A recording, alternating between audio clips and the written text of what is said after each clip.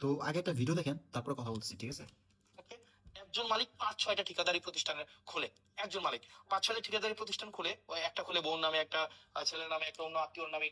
তো এটা হচ্ছে মূলত হাসনাত আব্দুল্লাহ। আপনারা অনেকেই চেনেন হাসনাত আব্দুল্লাহ। ও হচ্ছে একজন এনসিপি নেতা এবং কুমিল্লা 4 আসনের দেবিদার যেই আসন, সেই আসনের এমপি। তো আসলে এই ভিডিওতে এখানে একটা ক্লাসরুমের কথা দেখাইতেছে। তো ক্লাসরুমটা এতদিন হচ্ছে আপনার বিভিন্ন অনলাইনে বিভিন্ন শিক্ষার্থীদের ক্লাস নিত বা তাদের পড়াইতো। তো আজকে একটা ব্যতিক্রম ধর্মী সে ক্লাস নিছে, সেটা হচ্ছে জবাব দিতে ক্লাস। সে যে এমপি হইছে এবং এ পর্যন্ত সে তার এলাকায় কি পরিমাণ কাজ আনছে, কি পরিমাণ কাজ আছে, এবং কে কোন পদে আছে এবং কে কোন কাজটা হাতে পাইছে, কোন ঠিকাদার কোন কাজটা হাতে পাইছে, এবং জনগণের জন্য কি কি বরাদ্দ হয়েছে, কি কি বরাদ্দ হয় নাই, এই পুরো বিষয়টা এই জবাব দিতে নামক যে ক্লাস আছে সেই ক্লাসে তুলে ধরা হয়েছে। এবং এইটা অবশ্যই একটা পজিটিভ দিক এবং একটা পজিটিভ সাইড। তো এটা পজিটিভ দিক কেন বলতেছি এবং এবং পজিটিভ সাইন কেন বলতেছি, যে দেখেন বিগত সরকারের আমলে আপনারা এই কোনো এমপি কে বা কোনো মন্ত্রীকে এইভাবে আইসা ক্লাসের মতো একদম আপনাকে প্রত্যেকটা স্টেপ বাই স্টেপ বুঝিয়ে দেওয়ার মতো কেউই কোনো প্রকার কোনো কাজ করে না।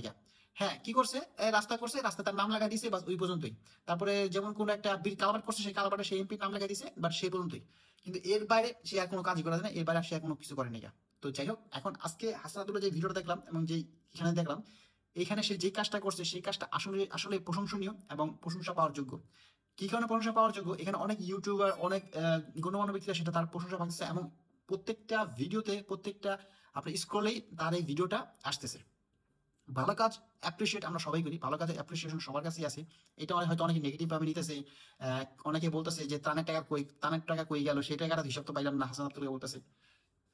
অবশ্য এই ত্রাণের টাকা যে হিসাব, সেটা আসাদ আব্দুল্লাহরা, এনসিপি যে নেতারা, সেটা তারা আগে দিয়ে দিয়েছে। সেটা তারা ত্রাণ ও আহ, আহ, দুর্যোগ প্রতিমন্ত্রী, দুর্যোগ মন্ত্রণালয় আছে, সেখানে তারা এই টাকাটা জমা দিয়ে দিছে। তো এখন সেই কথাই বারবার আসতেছে। তো এটা বাদ দেন, ওই যারা নিন্দুক তারা নিন্দা করবে, এটাই তাদের অভ্যাস। তো হাসান আব্দুল্লাহ আজকে যে কাজটা করছে, এই কাজটা আসলেই প্রশংসনীয় কাজ। এক কথাই বলবো যে এই কাজ করার মাধ্যমে বর্তমানে যে সমস্ত রানিং এমপি আছে তারা ব্যাপারটা বুঝে গেল। এখন তারা চাইবে যে তাদের যে স্বচ্ছতা সবসময় এটা মানুষের কাছে তুলে ধরার জন্য।